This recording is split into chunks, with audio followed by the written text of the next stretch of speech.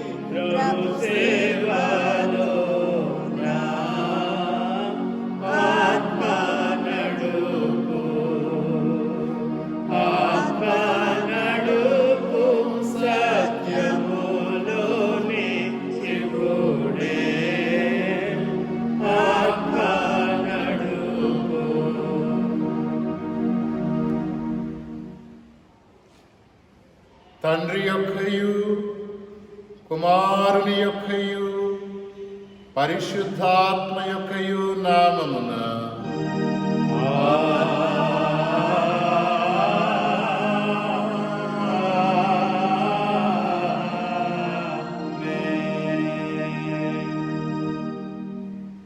నీ వెలుగును నీ సత్యమును బయలుదేరజేయము. అవి నాకు త్రోవ చూపును. అవి నీ పరిశుద్ధ పర్వతమునకును నీ నివాస స్థలమునకును నన్ను తోడుకొని వచ్చును. అప్పుడు నేను దేవుని బలిపీఠమునకు నాకు ఆనంద సంతోషములు కలుగజేయి దేవుని యొద్దకు చేరుదును. దేవా నా దేవా, సితారా వాయించుచు నీకు కృతజ్ఞతాస్తుతులు చెల్లించదను. ప్రభువునందు ప్రియులారా, యథార్థ హృదయముతో మన తండ్రి అయిన దేవుని సమీపించి ఆయన ఎదుట మన పాపములను ఒప్పుకొని మన ప్రభు అయిన యేసుక్రీస్తు పేరిట మనకు క్షమాపణ దయచేయమని వేడుకొందాము. ప్రభువు నామము వలననే మనకు సహాయము కలుగుచున్నది. భూమి ఆకాశములను సృజించినవాడు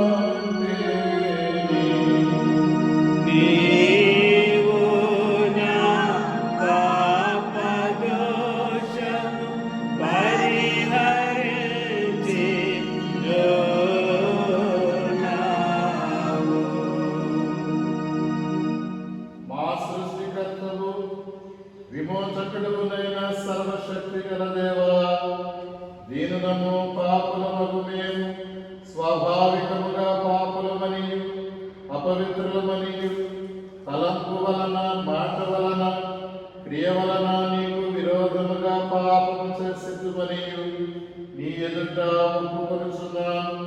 కావున మేము మా ప్రభు అయిన యేసుక్రీస్తు నిమిత్తమున నీ కృపను వెతుకుచు వేడుకొనుచు మితిలేని కనికరము గల నీ యొద్దకు ఆశ్రయమునకై వచ్చుచున్నాము.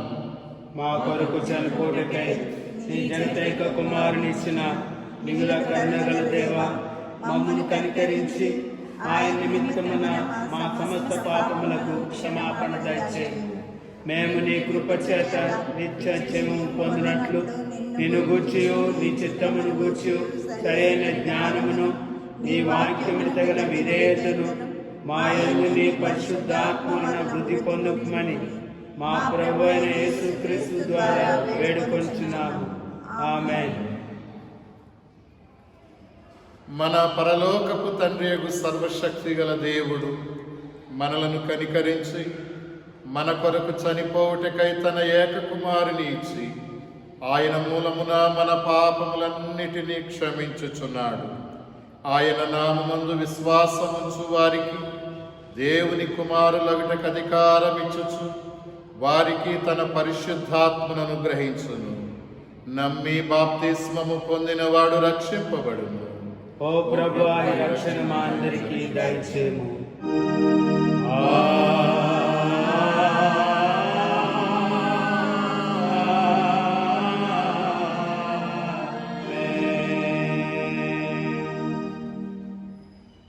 పెంతెకోస్తు పండుగ అనగా ధవళాది వారము కొరకైన ప్రారంభ గీతం.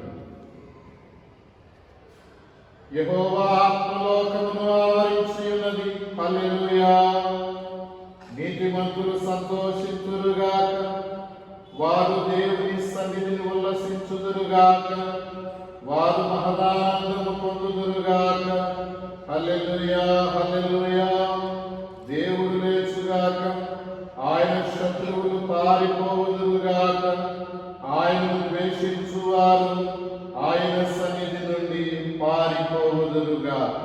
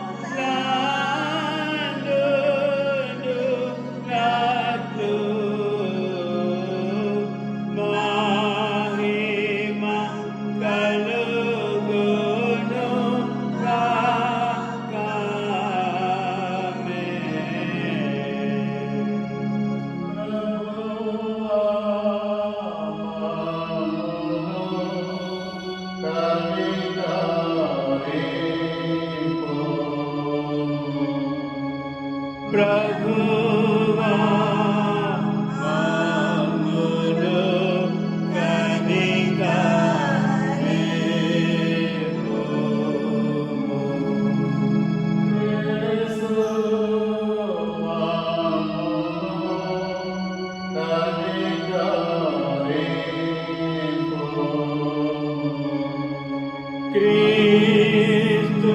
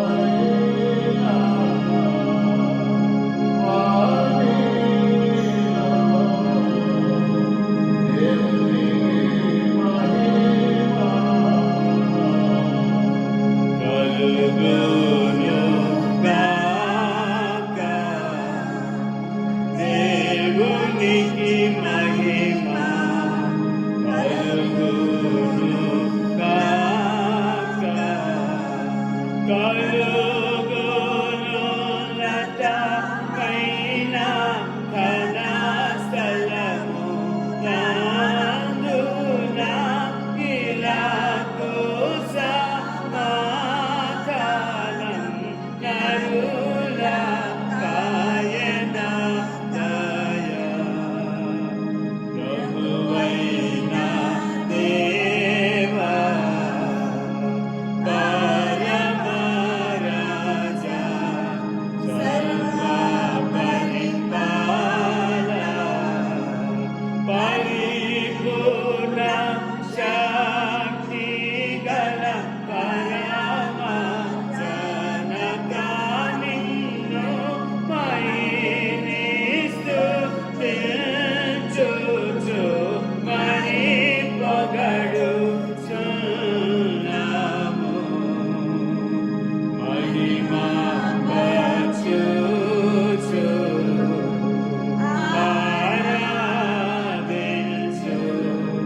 ఆరాధించుచున్నాము నిన్ను.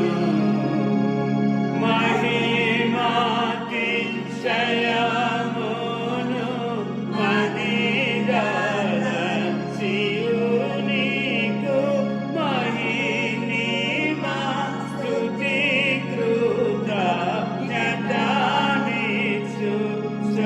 కృతజ్ఞతనిచ్చుచున్నాము.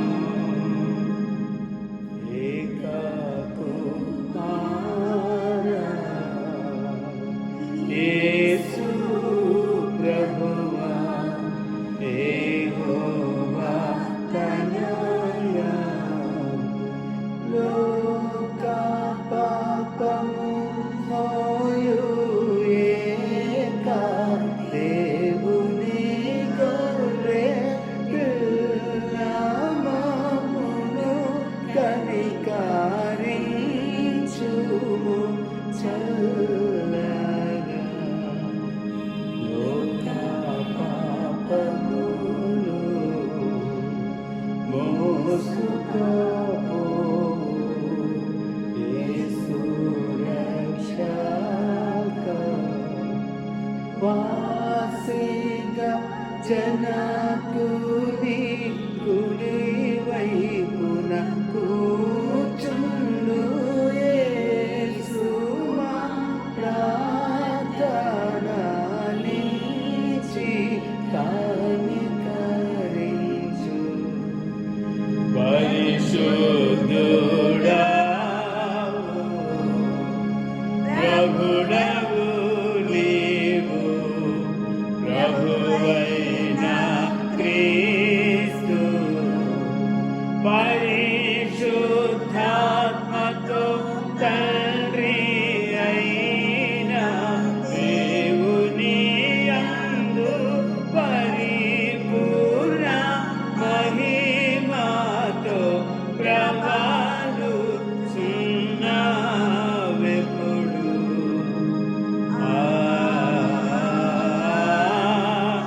ఆమేన్. ప్రభువు మీతో నుండుగాక.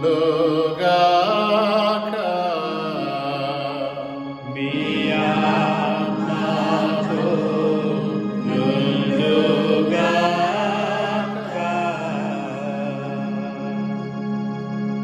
ప్రార్థించండి.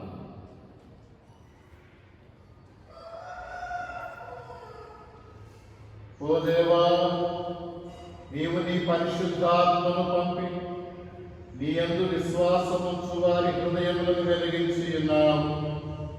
మేము ఆ ఆత్మ మూలములనే సర్వ విషయములను సరి అయిన రీతిని గ్రహించి ఆయన పరిశుద్ధమైన ఆదరణ యందు ఎల్లప్పుడూ ఆనందించినట్లు అనుగ్రహింపుమని నీతోనూ పరిశుద్ధాత్మతోనూ సదా ఏక దేవుడవై యుగ యుగములు జీవించుచు పరిపాలించుచు నుండు నీ కుమారుడును మా ప్రభువునైన యేసుక్రీస్తు ద్వారా వేడుకొనుచున్నాము.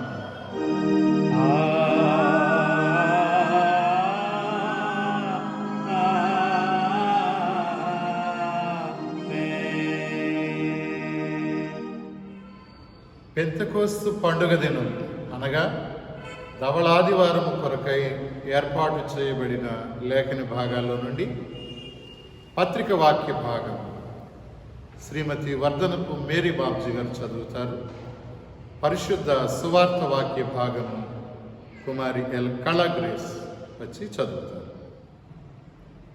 పెంతెకోస్తు పండగ ఆదివారం కొరకై ఏర్పాటు చేయబడిన పత్రిక పాఠం అపోస్తల కార్యములు 2వ అధ్యాయము 1 నుండి 13 వరకు. పెంతెకోస్తు పండుగ దినము వచ్చినప్పుడు అందరూ ఒక చోట కూడి ఉండి, అప్పుడు వేగముగా గాలి వీచు బలమైన గాలి వంటి ఒక ధ్వని ఆకాశము నుండి అకస్మాత్తుగా వారు కూడి ఉన్న ఇల్లంతా నిండి, మరియు అగ్నిజ్వాలల వంటి నాలుకలు విభజింపబడినట్లుగా వారి కనబడింది. వారిలో ఒక్కొక్కరి మీద వ్రాలగా అందరూ ఆత్మతో నిండిన వారై ఆ ఆత్మ వారికి వాక్శక్తిని అనుగ్రహించిన కొలది అన్య భాషలతో మాట్లాడసాగి అందరూ విభ్రాంతి నొంది ఎటు తోచక ఏదేమగునోన అని ఒకరితో ఒకడు చెప్పుకొని, కొందరైతే వీరు క్రొత్త మద్యముతో నిండిన వారని హాస్యమును అపహాస్యము చేసి. ఇది ఎన్నికైన పత్రిక పాఠము ఇంతటితో ముగించు.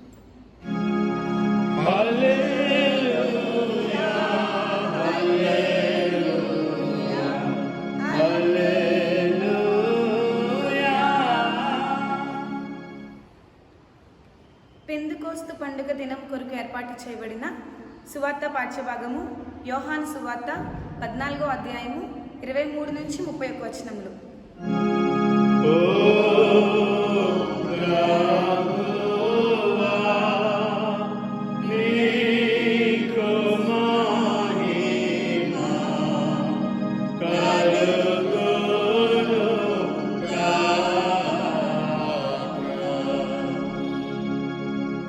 యోహాను సువార్త 14వ అధ్యాయము 23వ వచనం ప్రారంభం. యేసు ఒకడు నన్ను ప్రేమించిన ఎడల వాడు నా మాట గైకొనును, అప్పుడు నా తండ్రి వానిని ప్రేమించును, మేము వాని యొద్దకు వచ్చి వాని యొద్ద నివాసము చేతుము. నన్ను ప్రేమింపని వాడు నా మాటలు గైకొనడు. మీరు వినుచున్న మాట నా మాట కాదు, నన్ను పంపిన తండ్రిదే. నేను మీ యొద్ద ఉండగానే ఈ మాటలు మీతో చెప్పితిని. ఆదరణకర్త అనగా తండ్రి నా నామమున పంపబోవు పరిశుద్ధాత్మ సమస్తమును మీకు బోధించి నేను మీతో చెప్పిన సంగతులన్నిటినీ మీకు జ్ఞాపకం చేయును. శాంతి మీకు అనుగ్రహించి వెళ్ళుచున్నాను, నా శాంతినే మీకు అనుగ్రహించుచున్నాను. లోకమిచ్చినట్లుగా నేను మీకు అనుగ్రహించుట లేదు. మీ హృదయమును కలవరపడనీయకుడి, వెరవనీయకుడి. నేను వెళ్ళి మీ యొద్దకు వచ్చేదనని మీతో చెప్పిన మాట మీరు వింటిరి కదా. తండ్రి నాకంటే గొప్పవాడు గనుక మీరు నన్ను ప్రేమించిన ఎడల నేను తండ్రి యొద్దకు వెళ్ళుచున్నానని మీరు సంతోషింతురు. ఈ సంగతి సంభవించినప్పుడు మీరు నమ్మవలనని అది సంభవింపక ముందే మీతో చెప్పుచున్నాను. ఇకను మీతో విస్తరించి మాట్లాడును. ఈ లోకాధికారి వచ్చుచున్నాడు, నాతో వానికి సంబంధం ఏమీ లేదు. అయినను నేను తండ్రిని ప్రేమించుచున్నానని లోకము తెలుసుకున్నట్లు తండ్రి నాకు ఆజ్ఞాపించినది నెరవేర్చుటకు నేను ఇలాగు చేయుచున్నాను. లెండి, ఇక్కడి నుండి వెళ్ళుదము. ఇంతటితో ఈ దినమునకైన సువార్త పాఠ్యభాగము ముగియుచున్నది.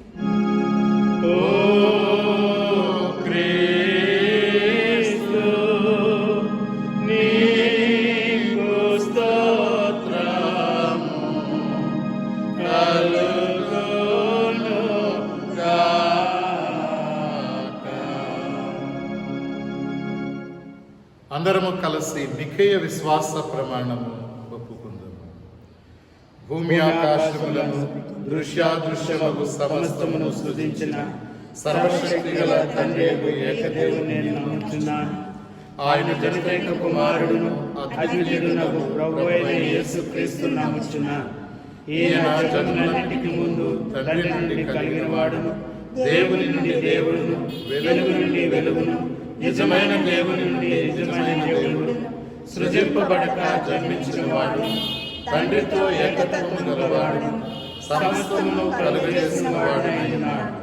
ఈయన మానవుల మన కొరకును మన రక్షణ కొరకును పరలోకము నుండి దిగి కన్యకు మరియ నుండి పరిశుద్ధాత్మ వలన అవతరించి పుట్టి మనుషుడైనని పొంతు పిలాతు అధికారం క్రింద సిలువ వేయబడి శ్రమ నుండి సమాధి చేయబడి లేఖనముల ప్రకారము మూడవ దినమున తిరిగి లేచి పరలోకమునకెక్కి తండ్రి యొక్క కుడి చేతి వైపున కూర్చుని ఉన్నాడని సజీవులకును మృతులకును తీర్పు చేయుటకు తిరిగి మహిమతో వచ్చినని ఆయన రాజ్యమునకు అంతము లేదని నమ్ముచున్నాను.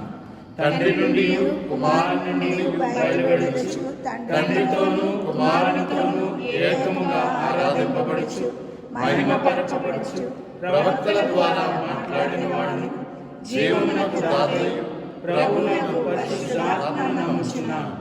మరియు పరిశుద్ధమైన క్రైస్తవ అపోస్తల ఏక సంఘమును నమ్ముచున్నాను. పాప పరిహారముకై ఒకే బాప్తిస్మము పొందుచు మృతుల పునరుద్ధానము కొరకును రాబో లోక సంబంధముకు బ్రతుకు కొరకును నిరీక్షిస్తున్నాను. ఆమేన్. 243వ కీర్తన. పరిశుద్ధాత్మను గోరుము జీవమ యేసు ప్రభుని పేరట వేడుము అనే కీర్తన పాడుకొని దేవుని వాక్యాన్ని విందాం.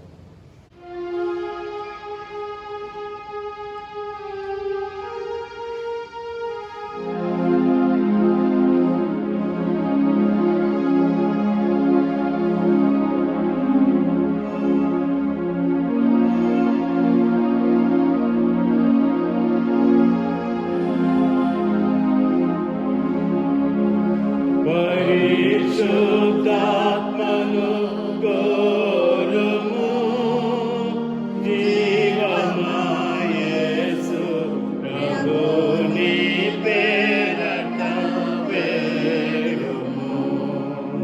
జీవమా యేసు ప్రభుని పేరట వేడుము.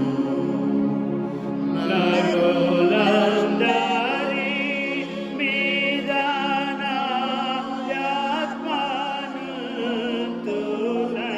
పరలోకపు తండ్రి పలికే వేదము నందు పరిశుద్ధాత్మ లేనిది వేదాగమ పఠన పఠనము గాదని వేదాగమ పఠన పఠనము గాదని నెరచికాటెంట సరకులు వెదకు ప్రీతి మరు వెదకినను నిరతకమైపోవును వేగా. పరిశుద్ధాత్మను పొందుట అన్నిటికన్నా ప్రభావమైన మేలుట. అన్నిటికన్నా ప్రభావమైన మేలుట. నిరామమి మొరపెట్టు పరభావముడుడతి కరుణించి నీ కొసగు మరణాంత మగుదనుక. పరిశుద్ధాత్మను కోరుము జీవమా యేసు ప్రభుని పేరట వేడుము. జీవమా యేసు ప్రభుని పేరట వేడుము. మన తండ్రి అయిన దేవుని నుండి ప్రభు అయిన యేసు క్రీస్తు నుండి కృపయు సమాధానము మీకు కలుగునుగాక. ఆమేన్. యోహాను సువార్త 14వ అధ్యాయము 26వ వచనము చదువుకుందాం. ఆదరణకర్త అనగా తండ్రి నా నామమున పంపబోవు పరిశుద్ధాత్మ సమస్తమును మీకు బోధించి నేను మీతో చెప్పిన సంగతులన్నిటినీ మీకు జ్ఞాపకం చేయను. ప్రియమైన దేవుని విశ్వాసులారా, స్నేహితులారా, మీకందరకు పెంతెకోస్తు పండుగ శుభాకాంక్షలు తెలియజేస్తూ ఉన్నాను. దేవుని మహాకృపను బట్టి మరొక 7 పరిశుద్ధాత్ముని యొక్క నింపుదల, పెంపుదల, పరిశుద్ధాత్మ ఆగమనమును గూర్చి, తండ్రి అయిన దేవుని యొక్క వాగ్దానం యొక్క నెరవేర్పును గూర్చి మనం జ్ఞాపకం చేసుకోవటానికి ప్రభు ఇచ్చినటువంటి మంచి అవకాశాన్ని బట్టి ఆయనకే స్తుతి స్తోత్రాలు సమర్పించుకుంటూ ఉన్నాను. ఆరోహణము తరువాత అలాగే పెంతెకోస్తు పండుగకు మధ్యలో శిష్యులు, విశ్వాసుల యొక్క ఆలోచన, వారి యొక్క తలంపులు ఏ విధంగా ఉన్నాయో ముందు మనం జ్ఞాపకం చేసుకోబద్దులమవుతూ ఉన్నాం. యేసుక్రీస్తు వారి యొక్క ఆరోహణము తరువాత ఆత్మదేవుని యొక్క కార్యాలు ఒక విధంగా స్తబ్దతతోనూ లేదా నులివెచ్చని స్థితిలోకి వెళ్ళిపోతున్నటువంటి క్రైస్తవ సంఘాన్ని జ్ఞాపకం చేస్తూ ఉన్నాయి.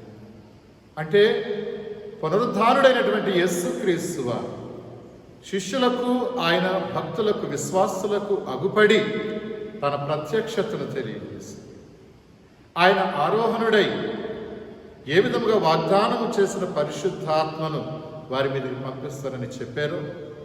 ఆరోహణం తరువాత పరిశుద్ధాత్మ కుమ్మరింపుకు మధ్యలో ఒక అగమ్యగోచరమైనటువంటి, ఒక దిశా నిర్దేశము చూపించేవారు లేనటువంటి సంఘముగా వారు కేవలము పైకి చూడటానికి పరిమితం అయిపోయినట్లుగా, ఇక చేయగలిగింది ఏది లేనట్లుగా మనము ఆనాటి శిష్యులు సంఘాన్ని జ్ఞాపకం చేసుకుంటూ ఉంటాం. లూకాసు సువార్త 24వ అధ్యాయము 49వ వచనంలో, ఇదిగో నా తండ్రి వాగ్దానము చేసినది మీ మీదికి పంపుచున్నాను, మీరు పైనుండి శక్తి పొందు వరకు పట్టణంలో నిలిచియుండుడని వారితో చెప్పాను. అపోస్తలుల కార్యములు 1వ అధ్యాయము 11వ వచనంలో కూడా, గలిలయ మనుష్యులారా, మీరెందుకు నిలిచి ఆకాశం వైపు చూచుచున్నారు? మీ యొద్ద నుండి పరలోకమునకు చేర్చుకొనబడిన ఈ యేసే ఏ రీతిగా పరలోకమునకు వెళ్ళటం మీరు చూచితిరో ఆ రీతిగానే ఆయన తిరుగువచ్చునని వారితో చెప్పాను. గలిలయ మనుష్యులారా, మీరెందుకు నిలిచి ఆకాశము వైపు చూచుచున్నారు? అంటే ఇక మరేమి చేయలేని స్థితిలో వారు ఉండటాన్ని మనం చూస్తూ ఉన్నాం. ఇక్కడ యేసు ప్రభు వారు లేనటువంటి లోటు శిష్యులు, విశ్వాసుల్లో కనబడుతూ ఉంది. వారు అనాథలైపోయినటువంటి అనుభవంలోకి వాళ్ళు వెళ్ళిపోతూ ఉన్నారు. యోహాను సువార్త 14వ అధ్యాయము 18వ వచనంలో యేసు ప్రభు వారు ఇక్కడ వారికి ఇచ్చినటువంటి అభయాన్ని గురించి జ్ఞాపకం చేసుకుంటూ ఉంటాం. 14వ అధ్యాయము 18వ వచనంలో, మిమ్మును అనాథలనుగా విడువను, మీ యొద్దకు వచ్చును. ఆయన చెప్పినటువంటి మాట వారి మనసులో ఉంది, కానీ ఇప్పుడు వారికి ఆదరణ చేకూర్చేవారు, వారిని ధైర్యపరిచేవారు కరువవుతూ ఉన్నారు. స్నేహితులారా, విశ్వాసులారా, అయినప్పటికీ కూడా ఆయన వాగ్దానము చొప్పున పరిశుద్ధాత్మని యొక్క ఆగమనాన్ని దినాన్ని మనం చూస్తూ ఉన్నాం. ఆయన కార్యాలు దేవుని సంఘంలో నూతన ఉత్సాహాన్ని, ఉజ్జీవాన్ని ఇచ్చినట్లుగా చూస్తూ ఉన్నాం. వారికి ఒక క్రొత్త జీవితాన్ని ప్రసాదించినట్లుగా చూస్తూ ఉన్నాం. ఆరోహణం తరువాత ఈ పెంతెకోస్తు పండుగకు మధ్యలో ఒక విధమైన జంజాటం, నిస్సహాయ స్థితిలో ఉన్నటువంటి శిష్యులకు, భక్తులకు, ఇదిగో ఈ దినం పెంతెకోస్తు పండుగ దినం, ఆత్మ కుమ్మరింపును గురించి మనం చూస్తూ ఉన్నాం. పాత నిబంధనలో వాగ్దానాల యొక్క నెరవేర్పును మనం చూస్తూ ఉన్నాం. ఇదేదో అసంకల్పితముగాను యాదృచ్ఛికంగాను జరిగిన సంఘటన కాదు. పరిశుద్ధాత్మని యొక్క కుమ్మరింపు, పాత నిబంధన ప్రవక్తల యొక్క ప్రవచనాల నెరవేర్పును మనం చూస్తూ ఉన్నాం. యెషయా గ్రంథము 66వ అధ్యాయము 18వ వచనంలో చూస్తాం. యోవేలు గ్రంథం 2వ అధ్యాయము 28, 29 వచనాల్లో చూస్తూ ఉంటాం. ఇందాక మనం చదువుకున్నామే లూకాసు వార్త 24వ అధ్యాయము 49వ వచనంలో మనం చూస్తూ ఉన్నాం. అలాగే యోహాను సువార్త 14వ అధ్యాయము 16వ వచనంలో ఆ మాటను మళ్ళీ ఇక్కడ మనం జ్ఞాపకం చేసుకుంటూ ఉంటాం. నేను తండ్రిని వేడుకుందును, మీ యొద్ద ఎల్లప్పుడూ ఉండుటకై ఆయన వేరొక ఆదరణకర్తను అనగా సత్యస్వరూపకు ఆత్మను అనుగ్రహించునని ప్రభు చెప్తా ఉన్నారు. ఈ నెరవేర్పే పాత నిబంధన ప్రవక్తల యొక్క నెరవేర్పే, ప్రభు వారి యొక్క వాగ్దానమే ఈరోజు పెంతెకోస్తు పండుగ. అపొస్తలుల కార్యములు 2వ అధ్యాయములో ఈ దినము చదువుబడిన సువార్త వాక్య భాగం అంతటిలో 13 వచనాల్లో మనం చూస్తూ ఉన్నాం. అప్పటి వరకు సంఘము లేదా శిష్యులు మందకొడిగా నిరుత్సాహంతో జవసత్వాలు ఉడిగిపోయినటువంటి నిస్సహాయత బలహీనతలు ఆవరించే సమయంలో ఇదిగో పరిశుద్ధాత్మ యొక్క ఆగమనం, పరిశుద్ధాత్మని కృమరింపు సంఘమును మండించేదిగా మనం చూస్తూ ఉన్నాం. మండెడి సంఘముగా ఆత్మ అగ్ని జ్వాలలు సంఘములో విభాగించబడినట్లుగా మనం చూస్తూ ఉన్నాం. పరిశుద్ధాత్మ సంఘముగా ఆత్మదేవుడు రూపించినట్లుగా ఇక్కడ తీర్చిదిద్దినట్లుగా మనం చూస్తూ ఉన్నాం. తండ్రి అయిన దేవుడు, కుమారుడైనటువంటి దేవుడు, పరిశుద్ధాత్మ దేవుడుగా తనను తాను బయలుపరుచుకోవటాన్ని ఇక్కడ మనం జ్ఞాపకం చేసుకోవాలి. ఈ పరిశుద్ధాత్మ కుమ్మరింపును గురించి మనము ఈ దినం చూసిన వాక్య భాగాలు ముఖ్యముగా పెంతెకోస్తు అంటే ధర్మశాస్త్రం అనుగ్రహింపబడింది. యూదులలో ప్రాముఖ్యముగా పాత నిబంధనలో 3 పండుగలను మనం చూస్తాం. చాలా పండుగలు ఉన్నాయి, కానీ ప్రాముఖ్యమైనవి 3. ఒకటి పస్కా పండుగ, 2వది పెంతెకోస్తు పండుగ, 3వది వారాల గుడారాల పండుగ, ప్రథమ ఫలాల పండుగగా మనం చూస్తూ ఉన్నాం. పస్కా పండుగ అయినప్పుడు 50 దినాలకు ధర్మశాస్త్రము ఇశ్రాయేలీయులకు అనుగ్రహించబడినటువంటి రీతిలో మనం చూస్తూ ఉన్నాం. కాబట్టి దేవుడు మోషే ద్వారా సినాయి పర్వతం దగ్గర వారికి ఇచ్చిన ధర్మశాస్త్రం, దీన్ని పెంటాట్యూట్ అంటూ దేవుడు వారికి ఇచ్చారని గొప్ప నమ్మకాన్ని యూదులు కలిగి ఉన్నారు. కాబట్టే ధర్మశాస్త్రం అనుగ్రహింపబడినటువంటి దినాన్ని వారు పెంతెకోస్తు పండుగగా ఆచరిస్తున్నారు. ఆ దినాన్నే శిష్యులు మరికొందరు భక్తులు కూడా ఏక మనస్సుతో ఎడతెగక మేడగదిలో ప్రార్థించటాన్ని మనం అపొస్తలుల కార్యము 2వ అధ్యాయము 14వ వచనంలో మనం చూస్తూ ఉన్నాం. ఎందుకంటే వాగ్దానం చేయబడిన ఆత్మ మీకు అనుగ్రహించే వరకు మీరు ఈ పట్టణాన్ని విడిచి వెళ్ళకండి, ప్రార్థనలో కనిపెట్టండి అని ప్రభు యొక్క మాట మీద వారు అనుకుని ప్రార్థిస్తూ ఉన్నారు. వారైతే ఇదివరకు ఏం చేశారు? ఎవరు స్వంత పనుల్లో వాళ్ళు వెళ్ళిపోయారు కదా, ఎవరు వ్యాపకంలోకి వాళ్ళు వెళ్ళిపోయారు. అంటే వారి మనస్సంతా కూడా ఈ లోక సంబంధముగా వారి జీవనాల మీదే ఆధారపడిపోయినట్లుగా మనం చూస్తూ ఉన్నాం. అయితే యేసు ఆరోహణుడైన తరువాత ఇదిగో ఏకాత్మతో ఎడతెగక వారు ప్రార్థించడాన్ని బట్టి పరిశుద్ధాత్మ కృమ్మరింపబడటం అనేది ఎంత ఆశ్చర్యకరమండి. ధర్మశాస్త్రము అనే ఒక మహత్తరమైనటువంటి విషయాన్ని బయలుపరిచినటువంటి దేవుడు ఇదిగో ఈ దినాన తన ఆత్మనే కుమ్మరిస్తూ లేవియకాండం 23వ అధ్యాయం 15-16 వచనాల్లో ఇది మనం చూస్తాం. పెంతెకోస్తు దినం మన పాత నిబంధనలో ఆరంభమవటాన్ని మనం చూస్తూ ఉన్నాం. పస్కా పండుగ అయినటువంటి 50 దినాలకి ఇది వచ్చింది కదా. ఐగుప్తుల యొక్క బానిసత్వము, దాసత్వపు జీవితాన్ని నుండి వారు విడుదల పొందినందుకు జ్ఞాపకం చేసుకుంటూ పస్కాను ఆచరిస్తూ ఉన్నారు. చాలా జాగ్రత్తగా మాటను మనం గమనించాలి. బానిసత్వములో ఉన్నటువంటి వారు, ఐగుప్తు చెరలో ఉన్నటువంటి వారు విడుదల కొరకు దేవుడిచ్చిన ఆజ్ఞ పస్కాను ఆచరించడం. వారు ఐగుప్తులో నుండి బయటకు వచ్చేస్తారు. ఇదిను మరి లోక పాపములను మోసుకొని పోవు దేవుని గొర్రెపిల్లగా ప్రభువైన యేసుక్రీస్తు వారు పస్కా పండుగ దినాన మనందరి కొరకు ఆ శిలువ మ్రానుపై ఆ శ్రమనుంది రక్తం కార్చి మన కొరకు ప్రాణం పెట్టారు. వారు పస్కాను ఆచరించిన 50 దినాలకు సినాయి పర్వతం మీద దేవుడు మోషేకు ధర్మశాస్త్రం ఇచ్చినట్లుగానే పస్కా బలి పశువుగా యేసు ప్రభువు మన కొరకు ప్రాణాలు అర్పించినటువంటి 50 దినాలకు ఇదిగో పెంతెకోస్తు పండుగ, పరిశుద్ధాత్మ కుమ్మరింపును మనము చూస్తున్నాం. ఇశ్రాయేలీయులు ఏ విధముగా ఐగుప్తుల నుండి విమోచించబడ్డారో, దేవుని విశ్వాసులమైన మనము కూడా ఈ పాపం అనే దాస్యము నుండి, సాతాను యొక్క చెరలో నుండి మనం విడుదల పొందాం. యేసుక్రీస్తు రక్తధారలను బట్టి, ఆయన మరణాన్ని బట్టి. ఈ గొప్ప వాగ్దానం ఇప్పుడు మనకి కుమ్మరింపు, దేవుని యొక్క ఆత్మ కుమ్మరింపు, పరిశుద్ధాత్మ అనుగ్రహించడం మనం చూస్తున్నాం. చెదిరిపోయినటువంటి యూదులు, ఆ క్రైస్తవులు ఏదుగా సమకూడి మెడగదిలో ప్రార్థన చేస్తున్నారు. వారు దేవుని శక్తిని పొందుతున్నారు. ఇక్కడ ఆత్మశకము ప్రారంభమవుతుంది. అప్పటి వరకు కూడా వాళ్ళు ప్రభుత్వానికి, ప్రభువులకు భయపడ్డారు. బిక్కుమొఖాలు వేసుకుని బిక్కుమండి కదండి. బహిరంగంగా చెప్పుకోలేరు, బహిరంగంగా ఆరాధించలేరు, బహిరంగంగా ఒక్క చోట కూడి.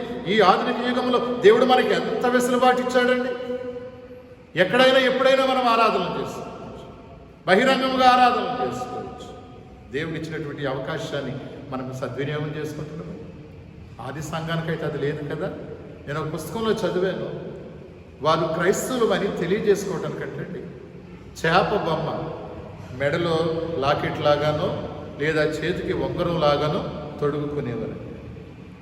ఇక్తూస్, ఈసూస్, ఈ మాట జ్ఞాపకం.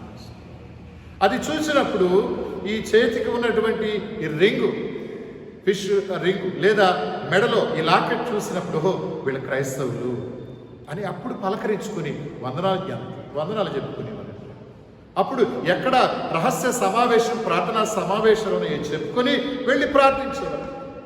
అటువంటి భయంకరమైనటువంటి క్లిష్టమైన పరిస్థితుల్లో వారు మెడగదిలోనికి సమకూడినప్పుడు ఇదిగో దేవుని ఆత్మ చేత వారు నింపబడి ఇక క్రీస్తు కొరకు సాక్షులుగా మార్చబడటానికి వారికి పరిశుద్ధాత్ముడు చేయూతనిచ్చినట్లుగా చూస్తుంది.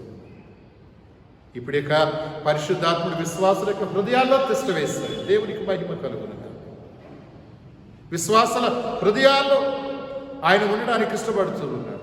ఇప్పుడు అది సంఘానికి ఒక వ్యక్తిగతమైన అనుభవం అయింది. వారి బలహీనతల్లో బలవంతులయ్యారు. పౌలు గారు అంటారు కదా, కొరింథీ 2వ పత్రిక 12వ అధ్యాయము 9-10 వచనం. ఒకసారి ఈ మాటను మనం జ్ఞాపకం చేసుకుందాం. కొరింథీ 2వ పత్రిక 12వ అధ్యాయము 9-10 వచనాలు మనం ఒకసారి చూద్దాం. అతడు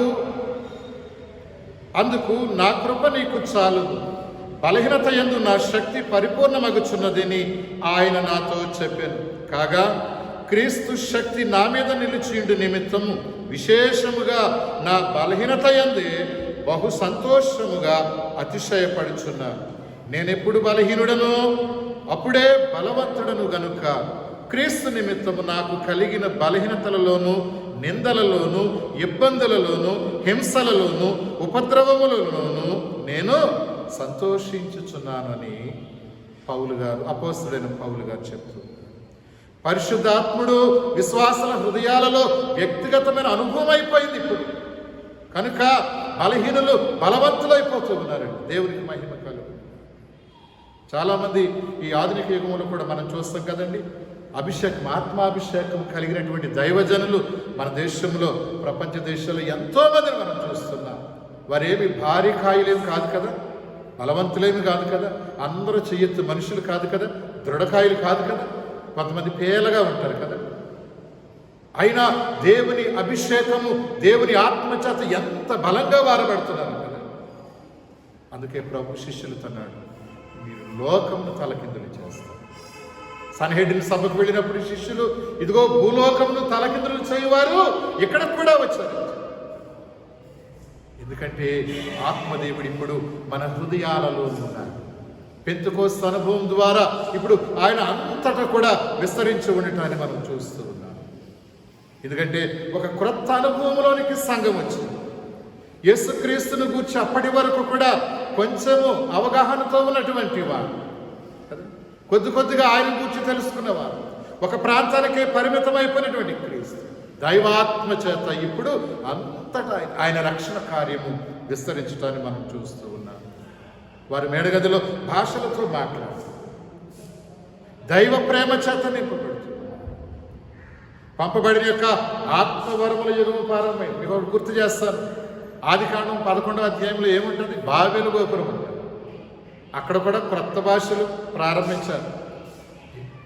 ఏమైపోయారంటే ఆ భాషలు వారిని నలుచెంగులకు చెదరగొట్టేస్తారు. మనందరం కలిసికట్టుగా ఇక్కడే ఉందాం, ఒక పెద్ద ఆకాశ హార్మానియాలను తాకే ఒక పెద్ద గోపురాన్ని నిర్మించేసుకుందామని వాళ్ళు అత్యాశకు పోయారు. దేవుడు ఏం చేసిండు? వారి భాషల్ని అందరు చెదిరిపోయారు. కానీ ఈ పెంతెకోస్తు అనుభవంలో కూడా అన్య భాషలు మాట్లాడుతున్నారు. ఇప్పుడు ఏమైందంటే వీడు చెదిరిపోవటం కాదండి, చెదిరిపోయిన సంఘము సమకూడబడతా ఉంది, ఒక్క చోటకు వస్తూ ఉంది. ఈ భాషల తారుమారుకు బదులు ఇప్పుడు ఏమైందంటే సంఘంలో ఐక్యత వచ్చింది, ఏకాత్మ వచ్చింది, ప్రేమ సహవాసం ఇప్పుడు ఉనికి కలిగి ఉంది. అందరినీ ఏకీభవింపజేసేవాడు పరిశుద్ధాత్ముడైన. అపోస్తల కార్యములు 2వ అధ్యాయము 4వ వచనము అలాగే 11వ వచనాన్ని చూస్తాం. అందరూ పరిశుద్ధాత్మతో నిండిన వారై ఆత్మ వారికి వాక్శక్తిని అనుగ్రహించిన కొలది అన్య భాషలతో మాట్లాడటం మనం చూస్తున్నాం. 11వ వచనంలో కూడా చాలా ప్రాంతాలకు సంబంధించినటువంటి విశ్వాసులు, యూద క్రైస్తవులు, ఆయా ప్రదేశాలకు చెదిరిపోయిన వారందరూ కూడా ఒక్క చోటికి వచ్చినప్పుడు మనం అక్కడ చూస్తాం కదా. వీరు 11వ వచనం 2వ భాగం, వీరు మన భాషలతో దేవుని గొప్ప కార్యములను వివరించుట వినిచున్నామని చెప్పారు. ఎంత గొప్ప సహవాసం! పరిశుద్ధాత్మ నింపుదలంటే ప్రియులరా, మనం ఏకాకులు కావటం కాదండి. మన సంఘం ఒకటే, మనం ఒకటి, మన ప్రాంతం ఒకటిని విభాగించుకోవటం కాదు. యావత్ క్రైస్తవ సంఘాన్ని చూడండి, ఎన్ని ప్రాంతాల ప్రజలను చూపిస్తున్నారు. ఈ ఆధునికములు సంఘ భేదాలు వచ్చేసినాయి కదా. వ్యక్తులను బట్టి, బోధకులను బట్టి సంఘాలు విడిపోతూ ఉన్నాయి. ఇదొక చిచ్చు. ఆత్మ ప్రబోధం అంటే మనం ఏమి నేర్చుకుంటున్నాం? ఏ అవగాహనకు మనం వస్తూ ఉన్నాం? పరిశుద్ధాత్ముడు వచ్చి ప్రభు యొక్క బోధ అంతా మనకు విశదపరుస్తారు. యేసు ప్రభు వారి బోధ ఏంటి? సంఘం అంటే ఎవరు? మనమందరము క్రీస్తు శరీరంలో అవయవాలమై ఉన్నారు. ఈ సంఘం ఎక్కువ, ఆ సంఘం తక్కువని కాదండి. వాళ్ళ గొప్ప, వీళ్ళు తీసుకట్టని కాదండి. క్రైస్తవ సంఘము దేవుని శరీరం. నీవు ఏ నీవు ఉన్న ప్రాంతంలో ఏ సంఘ సహవాసానికి వెళ్ళినప్పటికీ కూడా నీవు ఆ సంఘాన్ని గౌరవించు, అక్కడ మర్యాదగా నడుచు. ఇప్పుడు ఏమైందంటే పరిశుద్ధాత్మకు మరింపును బట్టి సంఘము విశాల సంఘం అయిపోయింది కదండి. అప్పటి వరకు యెరూషలేము యోదయ ప్రాంతానికి పరిమితమైపోయినటువంటి వాడు ఇప్పుడు దేవుని సంఘము మరి విశాలమైంది. అది పరిశుద్ధాత్మలో లీనమైపోయిన సంఘము కాదు. సంఘ పితరుడైనటువంటి టెర్టులియన్ ఒక మాట చెప్తారు, ఏంటంటే ఆత్మదేవుని సంఘమైందని చెప్తున్నారు. ఇప్పుడు దేవుని సంఘం ఏమైపోయింది? ఆత్మదేవుని సంఘమైంది. దేవుని ప్రజలంటే యూదులు, ఇశ్రాయేలు మేము మాత్రమే అనుకున్నారు అన్నాడు.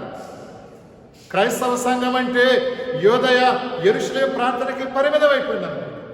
ఎప్పుడైతే దైవాత్మ కుమ్మరింపు జరిగింది, దైవాత్మ ప్రేరణ బట్టి ఆది అపోస్తలులు నలుచంగులకు వెళ్ళి దేవుని శుభవర్తమానాన్ని పంచిపెట్టి, అలాగే మన భారతదేశానికి తోమా గారు మొట్టమొదటి సువార్తను తీసుకొచ్చి, తర్వాత అనేక సంఘ సంస్కరణ మిషనరీ ఈ ఆధునికంలో మన సంఘాలను ఇవాంజలిస్టులను మనము ఇతర ప్రాంతాలకు పంపించి దేవుని శుభవర్తమానం తెలియజేస్తుంది. ఇప్పుడు ఈ శిష్యుల్లో పరిశుద్ధాత్మ కుమ్మరింపు గొప్ప ఉత్సాహాన్ని నింపుతుంది, గొప్ప ధైర్యాన్ని ఇస్తుంది. ఇప్పుడు పరిశుద్ధాత్మ కాపుదలలో వారి జీవించడానికి పరిశుద్ధాత్ముడు దిగిరావడం చూస్తున్నాను. ఇక్కడ శిష్యుల జీవితాల్లో ఇప్పుడు ఒక క్రొత్తదనం వచ్చింది. ఇప్పుడు భయం లేదా వారి జీవితాలు? ధైర్యంగా ముందుకు వెళ్తుంది. అప్పటి వరకు రోమా ప్రభుత్వానికి, ఆ ప్రభువులకు భయపడి నక్కి ఉన్నటువంటి వారు ఎప్పుడైతే దేవుని ఆత్మ కుమరించబడిందో, దైవాత్మ చేత అభిషేకించబడ్డారు, వారు నూతనపరచబడ్డారు. వారి జీవితాలు నూతన జీవితాలుగా మార్చబడ్డాయి. దేవునికి మహిమ కలుగుతుంది. విచిత్రం ఏమిటంటే దేవుడు మనకి అన్ని సదుపాయాలు ఇన్ని భద్రతలు ఇస్తే ఇప్పుడు క్రైస్తవులు అని నక్కి దాక్కునే వాళ్ళు ఎంతమంది లేవండి? మనం క్రైస్తవులు అంటే దాక్కునే వాళ్ళు కాదు కదా. క్రైస్తవులు అంటే రహస్య జీవితం కాదు కదా. అది తెరిచిన పుస్తకం. మన జీవితం ఇతరులకు సాక్షులుగా ఉండడానికి ఆత్మను మన హృదయాలను చేర్చుకుంటున్నాం. ఇక క్రైస్తవుడు అనేవాడు నాకు రహస్య జీవితం ఉందని చెప్పడం వీళ్ళు. ఆత్మ కుమ్మరింపుకు ముందు మరి ఆనాటి సంఘము రహస్య జీవితాన్ని గడిపి దేవుని ఆరాధించడం. దైవాత్మ దిగి వచ్చినప్పుడు ఏమైంది? వాళ్ళకి ధైర్యం వచ్చింది, ఉత్సాహం వచ్చిందండి వారి జీవితం. యోహాను సువార్త 16వ అధ్యాయము 7వ వచనంలో, యోహాను సువార్త 16వ అధ్యాయం 7వ వచనంలో, అయితే నేను మీతో సత్యము చెప్పుచున్నాను, నేను వెళ్ళిపోవటం వలన మీకు ప్రయోజనకరం, నేను వెళ్ళని ఎడల ఆదరణకర్త మీ యొద్దకు ఆయన ఆరోహణం అవటం ద్వారా పరిశుద్ధాత్మ ఆగమనం జరిగింది. ఇప్పుడు సంఘము దృఢపరచబడి, ధైర్యపరచబడి, నలుదిశలు దేన్నైనా ఈ సాహసకరమైన జీవితంతో ఎదిరించి నిలబడటానికి దేవుని ఆయన పని కొరకు సాహసోపేతమైన జీవితాలుగా తమను తాము అర్పించుకున్నట్లుగా చూస్తూ ఉన్నాం. ఈ పరిశుద్ధ ఆత్మ ఆగమనం కుమ్మరింపు ఇప్పుడు వారిని ఏం చేసిందంటే బలవంతులుగా చేసింది, శక్తివంతులుగా చేసింది, ధైర్యవంతులుగా చేసింది. దేవుని ఆత్మలో బలవంతులు, దేవుని ఆత్మలో శక్తివంతులు, దేవుని ఆత్మలో ధైర్యవంతులు. అన్ని విషయాల్లో మనం ధైర్యంగాను బలంగాను శక్తిగాను ఉంటాం. దేవుని వాక్యం దగ్గరకు వచ్చేటప్పటికి ఏమైపోతున్నాం? మనం బలహీనులం అయిపోతా ఉన్నాం, పిరికి వాళ్ళం అయిపోతూ ఉన్నాం. అందుకే పౌలు గారు పిరికితనం గల ఆత్మను దేవుడు మనకు ఇవ్వలేదు. నువ్వు ఏ ఆత్మను కలిగి ఉన్నావో ఒకసారి జ్ఞాపకం చేసుకో. ప్రఖ్యాత దైవ శాస్త్రజ్ఞుడు థియోలోజియన్ అయినటువంటి బెల్తాషర్ గారు అంటారు కదా, క్రీస్తు పరిశుద్ధాత్మ ద్వారా మరింత నూతనముగా శక్తివంతముగా అన్ని వేళలా అన్ని స్థలాలలో విశ్వాసులందరి హృదయాలలో ఇప్పుడు దేవుడున్నాడు అంట. అప్పుడు ఎక్కడున్నాడండి దేవుడు? యూదయలో, యెరూషలేములోనే యేసుక్రీస్తు అని కదా. ఇప్పుడైతే ఈ బెల్షాషర్ అటువంటి థియోలోజియన్ ఏమంటున్నాడంటే అన్ని ప్రదేశాల్లో అందరి ఆడ మగ భేదం లేదు, అందరి హృదయాల్లో అన్ని స్థలాల్లో విశ్వాసుల జీవితాలలో హృదయాలలో ఇప్పుడు పరిశుద్ధాత్ముడు ఉన్నాడని చెప్తూ ఉన్నాడు. నిజమే కదండి.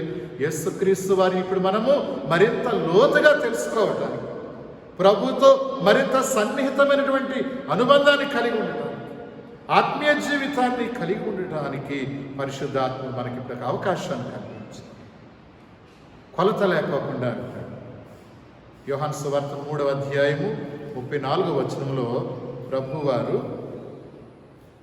మాట్లాడుతూ 3వ అధ్యాయము 34వ వచనంలో మనం చూస్తాం కదండి. ఏలయనగా దేవుడు తాను పంపిన వారికి కొలత లేకుండా ఆత్మను అనుగ్రహించు, విస్తారముగా ఆయన మనకు అనుగ్రహిస్తుంది. అదే యోవేలు ప్రవక్త చెప్పే మాట కదా, మీ వృద్ధులు కలలు అంటారు, మీ యవనస్తులు ప్రవచిస్తారు.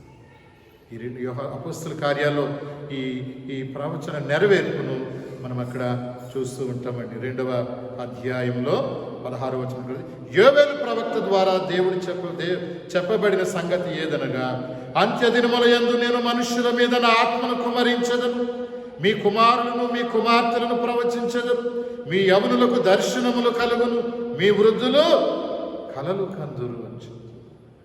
ఎంత గొప్ప భాగ్యం, ధన్యత ప్రభు మనకిచ్చాడు. ఈ పరిశుద్ధాత్మ దేనికి ఉపయోగించుకుంటున్నాం? మనం భౌతిక సంబంధమైన అవసరాలకు ఉపయోగించుకుంటున్నారు.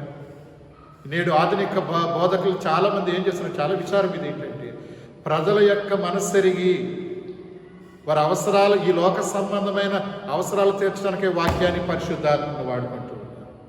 అందుకోసం కాదు కదండి. కేవలం మన రోగాలు పోవడానికో, జీవనం కొరకో, పనిపాట్ల కొరకో, లేకపోతే మనం సుఖవంతమైన జీవితానికి ఇదేనా పరిశుద్ధాత్మ పని? ఇంకేమీ లేదా? ప్రాముఖ్యమైన పని ఏమిటంటే యేసుక్రీస్తు వారిని మరింత లోతుగా మనం అర్థం చేసుకోవటానికి, యేసు ప్రభు వారి దగ్గరకు మరింత సన్నిహితంగా వచ్చి ఆత్మీయ జీవితంలో పెనవేసుకుని ఆయనతో కలిసి జీవించడానికి ఈ ఆత్మ అనుగ్రహించబడింది. దానికి 2 మాటలు మనం చూస్తాం. నేను ముగిస్తాను ఒక మాట చెప్పి. ఈ అపోస్తలుల కార్యములు 2వ అధ్యాయంలో 3-4 వచనాల్లో 2 సంఘటనలు మనం చూస్తాం మేడగదిలో. ఒకటి ఏమిటంటే అగ్నిజ్వాలల వంటి నాలుకలు విభాగింపబడినట్టుగా వారికి కనబడి వారిలో ఒక్కొక్కని మీద వ్రాలగా, అంటే పరిశుద్ధాత్మ అగ్నిలో కాల్చబడినట్టు.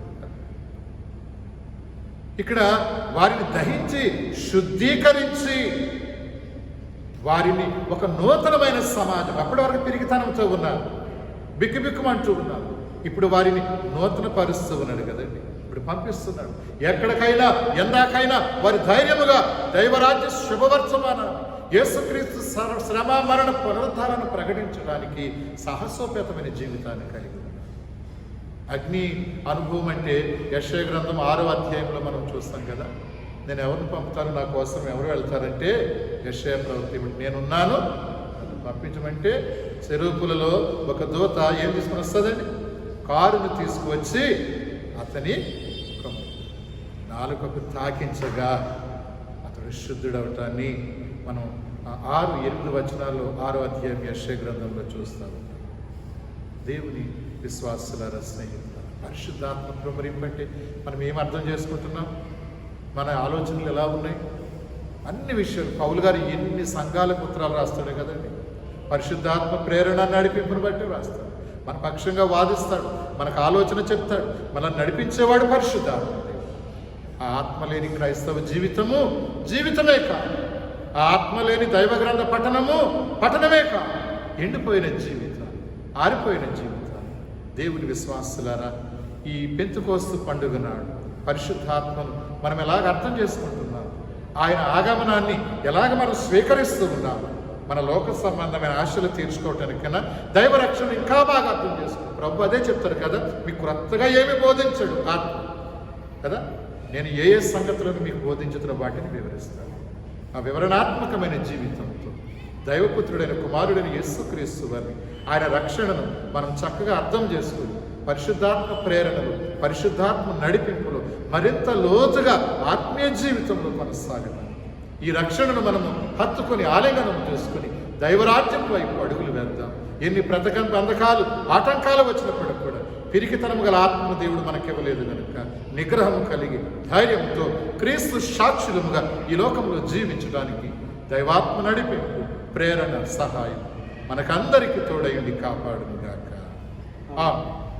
సమస్త జ్ఞానమునకు మించిన దేవుని సమాధానం ప్రభువైన యేసుక్రీస్తు వలన మీ హృదయములకును మీ తలంపులకును కావలియుగాక. ఆమేన్. దేవా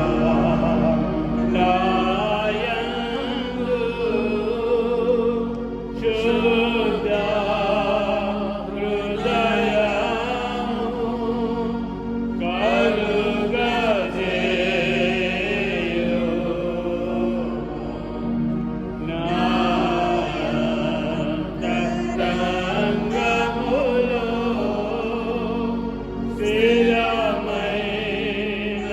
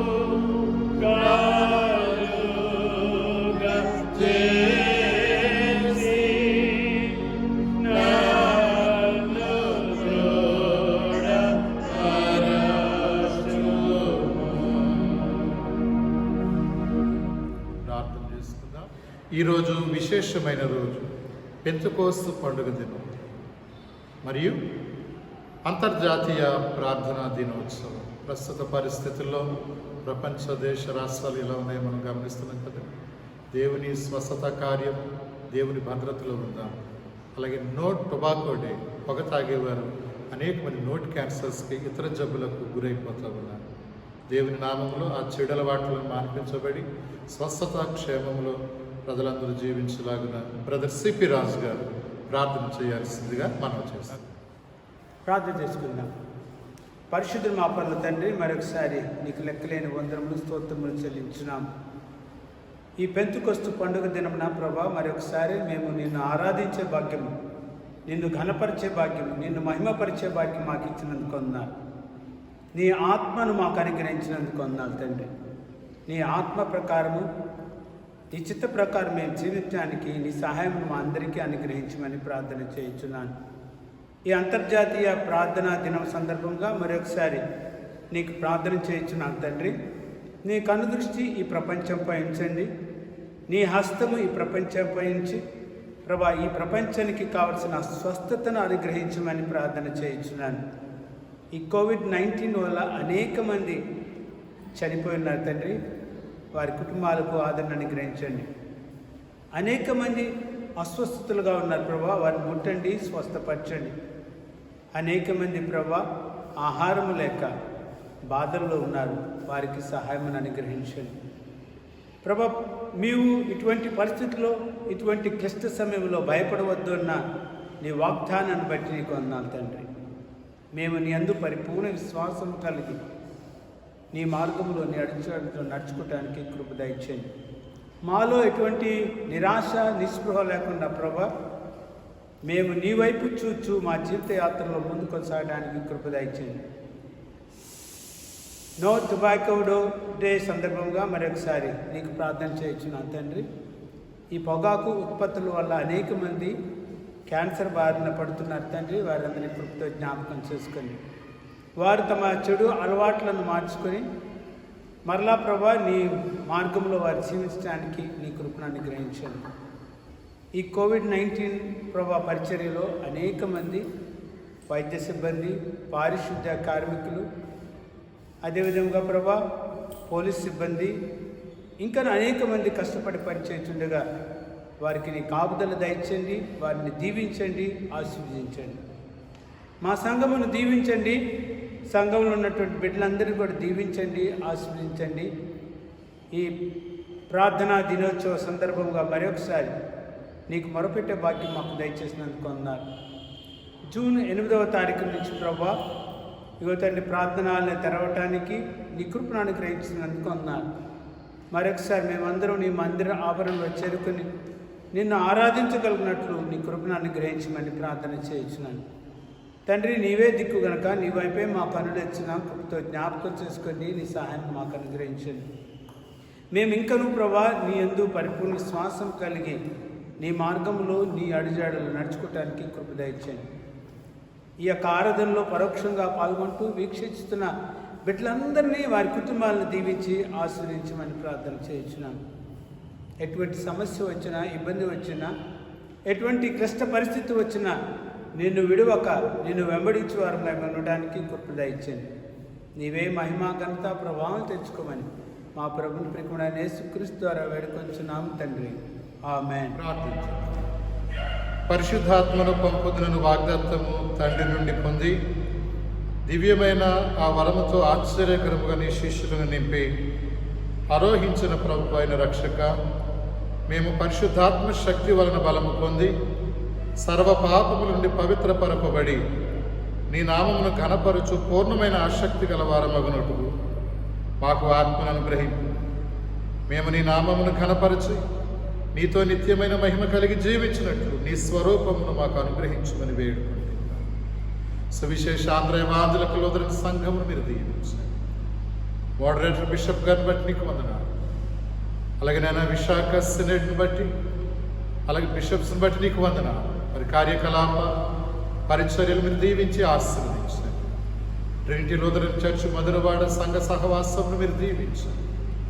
ఆయన ఇదిగో ఈ ఆరాధనలు వీక్షిస్తున్నటువంటి వినిచిన బిడ్డలందరిపై నీ ఆశీర్వచనాలు, నీ దీవెనలు ఉంచండి. ఎవరు ఏ బలహీనతలో ఉన్నారో, ఇబ్బందులో ఉన్నారో, దీర్ఘకాలిక అనారోగ్యాలను బట్టి నాయన కృంగిపోతూ ఉన్నారు, నిస్సహాయాలు అవుతూ ఉన్నారు, వారికి ధైర్యము, ఆదరణ, సంపూర్ణ స్వస్థత యేసు నీ నామములో అనుగ్రహించమని ప్రార్థిస్తూ ఉన్నాను. లోకంలో నెమ్మదిని, శాంతిని నాయన ఇదిగో నాయన ప్రభు లాక్డౌన్ విరామం ప్రకటిస్తూ ఉన్నాను. నెమ్మదిగా నాయన ఎవరి జీవనంలో వ్యాపకాల్లో వాళ్ళు సాగిపోవచ్చుంది. ఈ వ్యాధి కారకాన్ని బట్టి ఎవరు అస్వస్థతలు కాకూడనట్లు, ఎటువంటి అభద్రకు గురి కాకున్నట్లుగా నాయన మీరు కాపాడమని ప్రార్థిస్తున్నాను. నేను సేవ పరిచయం చేస్తున్న కుటుంబాలను, వ్యక్తులను, సంస్థలను మీరు దీవించండి. దేవ మా సంఘ కార్యవర్గమును అలాగే ట్రెజరర్ గారిని మీరు ఆశీర్వదించండి.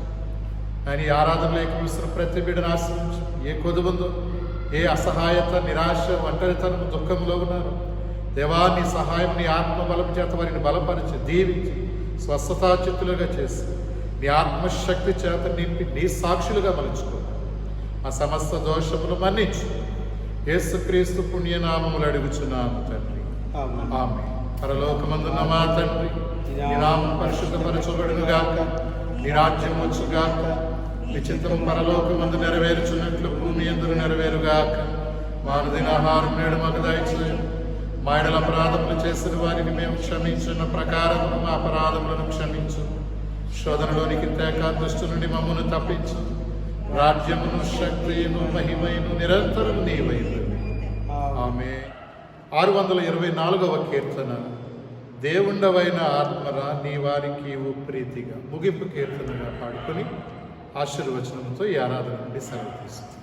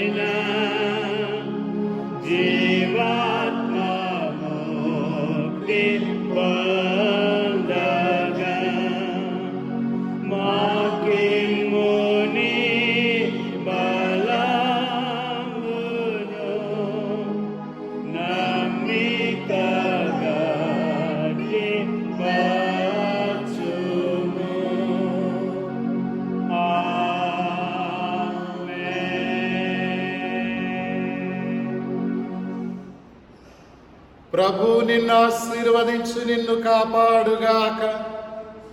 ప్రభువు నీకు తన సన్నిధి ప్రకాశింపజేసి నిన్ను కరుణించుగాక. ప్రభువు నీ మీద తన సన్నిధి కాంతిని ఉదయింపజేసి నీకు సమాధానము కలుగజేయుగాక.